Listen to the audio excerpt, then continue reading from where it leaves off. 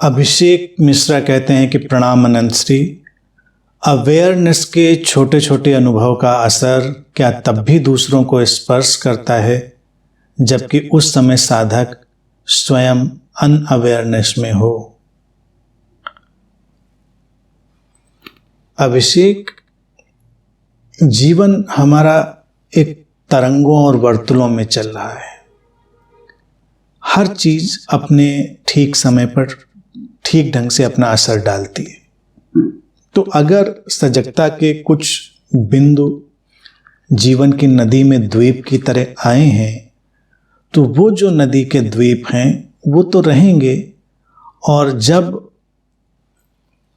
साधक असजगता में होगा, जब वो द्वीप उसको दिखाई देना बंद हो गए होंगे, पानी में कहीं छुप गए होंगे, तब भी वो द्वीप कहीं होंगे, वो अपना असर डाल रहे होंगे। तो जीवन में इसीलिए जो भी मूल्यवान चीज़ों के छोटे छोटे अनुभव भी आते हैं उनको हमको बहुत ही अच्छे से स्वीकार करना चाहिए, पूरे ग्रेटिट्यूड से उनको स्वीकार करना चाहिए। मूल बात ये होती, हम लोग स्वीकार नहीं करते। हम लोग तो इसका क्या फ़र्क पड़ेगा, इससे क्या फ़र्क पड़ेगा, इतनी सी बात से क्या फ़र्क पड़ेगा।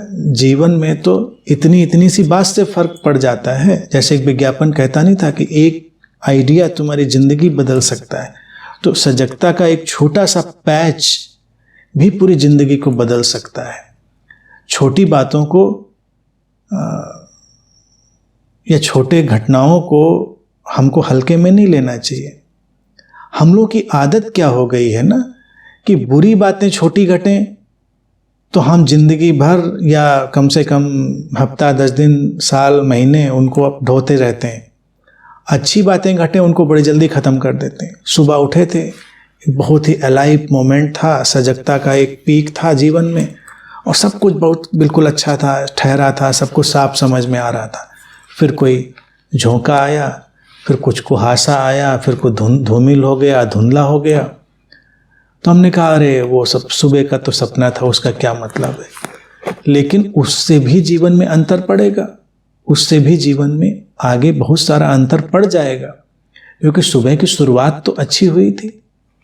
तो इसीलिए जब आज का ये अवसर आया कि 1 तारीख भी है और ये सैटरडे भी कोइंसिडेंस से पड़ गया, तो हमने कहा बैठ लिया जाए, तो कुछ सुनेंगे समझेंगे लोग कुछ प्यार से, तो आगे भी कुछ अच्छा होता चला जाएगा होपफुली। स्पर्श होती हैं चीज़ें जिंदगी में, जो भी शांति की सजगता की छोटी किरणें भी आती हैं वो जीवन को प्रभावित करती हैं। भले हम बाद में थोड़ी देर के लिए सो गए हों, लेकिन वो सोना भी अलग गुणवत्ता वाला हो जाता है। यानी कि इसको ऐसे समझें कि हर अच्छे जागरण के बाद नींद की गुणवत्ता बदल जाती है। हर सजगता के अच्छे अवतरण के बाद असजगता की गुणवत्ता बदल जाती है, वो वैसी ही नहीं रहती। अब इसको दूसरे ढंग से, जैसे नींद की तरफ से देखें, नींद की गुणवत्ता बदल जाए तो सजगता की गुणवत्ता भी बदल जाती है, यानी कि जागरण की।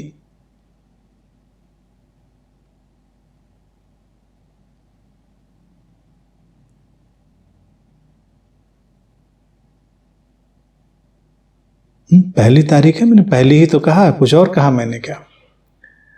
तो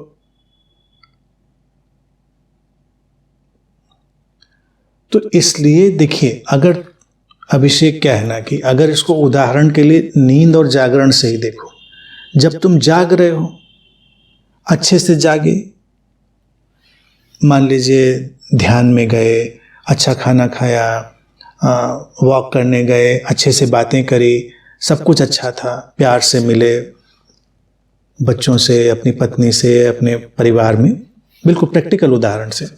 फिर जब सोने गए तो चूंकि ये जागरण का जो पैच था ये इतना अच्छा था, सब प्रीतिपूर्ण था, सरस था, अच्छा था, तो नींद भी बदल जाएगी। वो नींद फिर वैसी नहीं होगी बेचैनी वाली, तनाव वाली, और फिर उस अच्छी नींद से जब जागोगे तो जागरण और अच्छा होगा।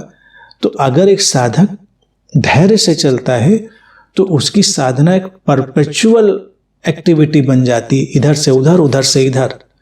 सजगता का अच्छा पैच असजगता के पैच को बदलता है, असजगता के पैच में जाकर फिर सजगता का पैच बदल जाता है, फिर ऐसे ऐसे ऐसे ऐसे, और एक दिन ब्लास्ट हो जाता है। असजगता सारी की सारी गायब हो जाती है, सजगता हमको हर तरफ से घेर लेती है।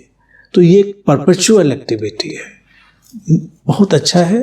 तो इसलिए उनको बहुत ही ध्यान से और प्रेम से और पूरे अनुग्रह से लेकर चलना चाहिए, जो सजगता के छोटे छोटे अनुभव, छोटे छोटे पैचेज होते हैं।